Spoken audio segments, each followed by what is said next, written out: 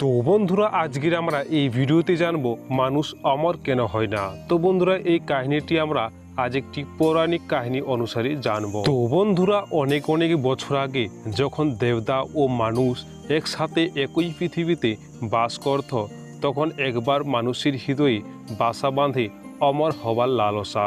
মানুষ ভাবল, যদি দেবতারা চিরজীবী হতে পারে তবে আমরা কেন পারি না। সেই সময় ছিল এক মুনি, নাম তার ঋষি অহর্নিশ। তিনি ছিলেন দেবতাদের প্রিয়, কারণ তিনি প্রজ্ঞাবান, ন্যায়পরায়ণ ও আত্মসংযমে বিশ্বাসী ছিলেন। একদিন এক রাজা, নাম তার রাজা বিক্রম, তার কাছে এলেন। রাজা বললেন, হে ঋষি, আমি চাই এমন বর যা আমাকে অমর করে তুলবে। আমি চাই মৃত্যুর ছায়াও যেন আমাকে স্পর্শ না করতে পারে। ঋষি একটুকু হেসে বললেন, রাজন, অমরত্ব কোনো বর নয়, এটি একটি অভিশাপও হতে পারে। কিন্তু রাজা নাছোড়বান্দা। অবশেষে ঋষি দেবতাদের ধ্যান করে এক প্রাচীন মণির সন্ধান দিলেন, যার নাম ছিল অমরত্ব মণি। মণিটি ছিল কৈলাস পর্বতের এক গোপন গুহায়, যেখানে শুধুমাত্র সত্যিকারের জ্ঞানী ও ত্যাগী মানুষ প্রবেশ করতে পারে।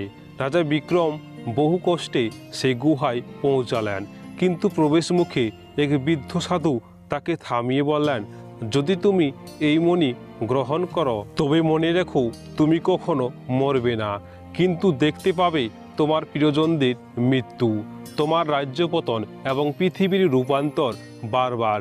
তুমি চাইলেও নিজেকে শেষ করতে পারবে না।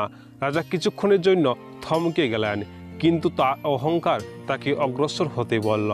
তিনি মণিটি গ্রহণ করলেন এবং অমরত্বের বর মিলল। প্রথমে সব কিছু স্বপ্নের মতো চলল। রাজ্য ধন সম্পদে ভরে উঠল। মানুষ তাকে দেবতা বলে পূজা করতে লাগল।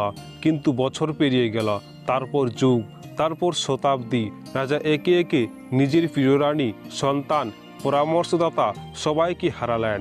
নতুন প্রজন্ম তাকে ভুলে গেল। রাজ্য ভাগ হলো, জাতি পরিবর্তিত হলো, সভ্যতা ধ্বংস হলো। তিনি বারবার চাইলেন শেষ হতে, কিন্তু পারলেন না। শুধু বয়ে বেড়ালেন এক নিঃসঙ্গ দেহ, যেটি থামে না, মরে না।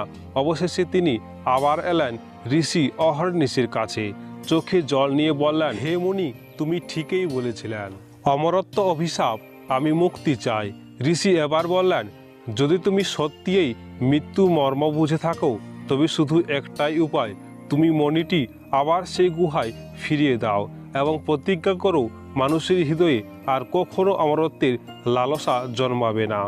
রাজা তাই করলেন। সেদিন থেকে মানুষ অমর নয়, কেননা ঈশ্বর চায় মানুষ যেন জীবনের মূল্য বোঝে, ভালোবাসতে শেখে আর ক্ষণিকটাকে আপন করে নেয়।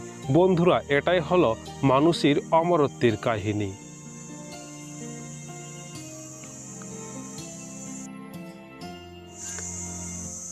তো বন্ধুরা, এই ভিডিওটির মাধ্যমে জানতে পারলে যে মানুষ কেন অমর হয় না। তো বন্ধুরা, এই ভিডিওটি দেখার পর তোমার কি মনে হলো, যে মানুষ অমর হলে ভালো হতো নাকি অমর না হলে ভালো হতো?